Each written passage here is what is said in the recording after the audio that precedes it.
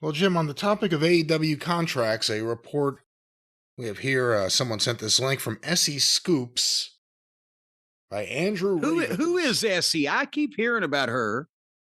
Well, this says Danhausen reportedly requested AEW not pick up his option. A new report has provided an update on the contract status of AEW's Danhausen, confirming he will remain with the company well into 2026. The extension was reportedly due to time missed for injury and was, here's a quote here, apparently against his wishes. According to Fightful Select, Danhausen's original AEW contract was scheduled to expire on July 1st, 2025. However, due to time that he was on the shelf with a torn pectoral muscle, his contract has been extended and will now run into 2026. The report adds a significant layer to the story, noting that this extension was apparently against his wishes. It was believed he requested they didn't pick up his option and was ready to leave the company. It says here that he has not appeared on AEW television since appearing in a battle royal at the World's End pay-per-view in December 2023. Jesus Christ. His last match under the company banner was for Ring of Honor, February 2024, and he made a one-off surprise appearance at the most recent Ring of Honor Final Battle. But there are no creative plans for him, it says here.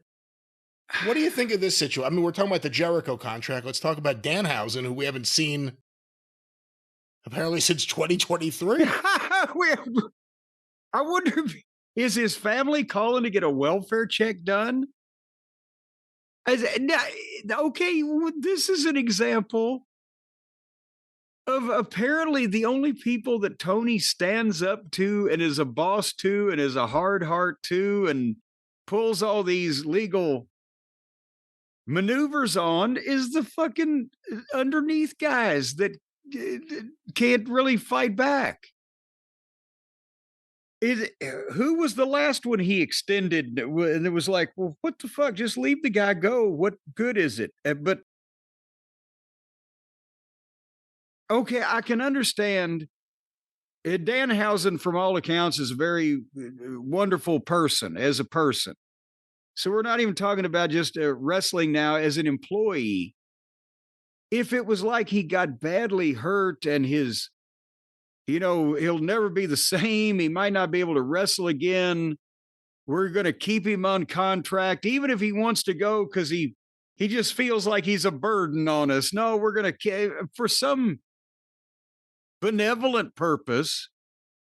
But when you're not using a guy, and when they signed him, they never used him really that often from the time they signed him. So he was hot on the internet. And Tony loves that kind of thing. And I'm not knocking the guy, but I'm knocking Tony for, just signing fads and then getting their hopes up or whatever. But if he wants to go, if he says, I'm here, I'm doing nothing. Thank you for paying me. Probably, I would assume it'd be more money than he could make most places, but he just wants to fucking do something or he doesn't want to be there. One would think that would be the reason. He doesn't seem to be an ungrateful person. Why not let him go?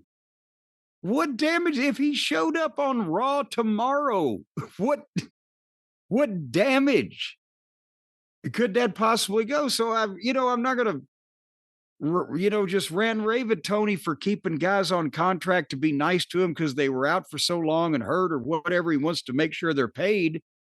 But if you're not using somebody, they've never been a main event attraction for you, and they want to go somewhere else where they can do something, and then you extend the, isn't that just being a big bully?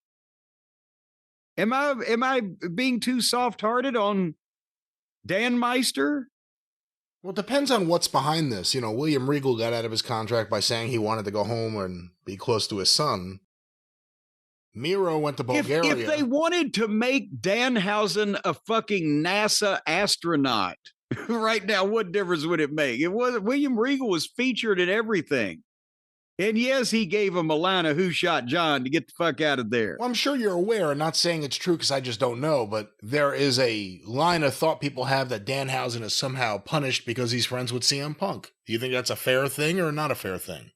Well, that would be ridiculous. Well, if it was true, it would be ridiculous. And again, if Punk's friends with a lot of people, why take it out on the guy that's not important to your operation in any way? You just have legal right to him. I don't understand that. If he wants to go, it ought to be as easy as Tony saying, "Hey, I'm sorry we couldn't do more, but we loved having you. And the door's always open when you come back, but right now you're going out, so don't let the door hit you where the good Lord split you. See you later." Have fun with Mr. Iguana. We'll see you later. There you go. Whatever. What different?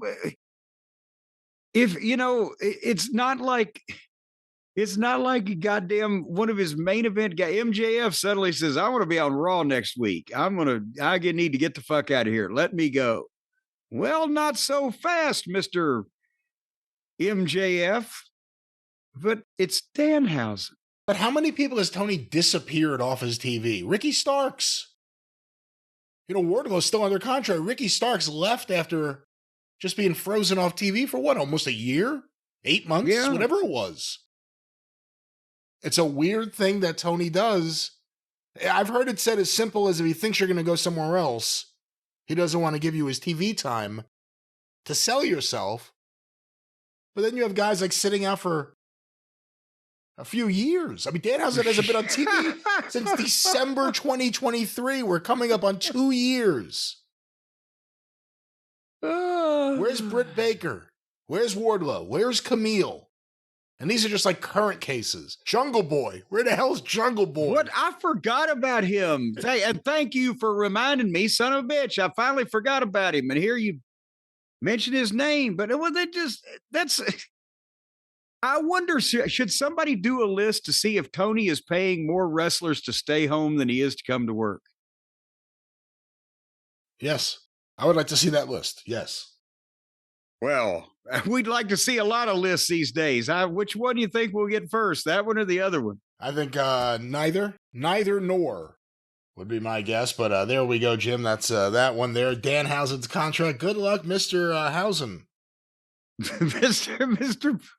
Mr. Hausen, good luck to you. Became a star here on the show way back when we used to play cameo calls. That's when we discovered that, there's something behind the whatever the hell this is.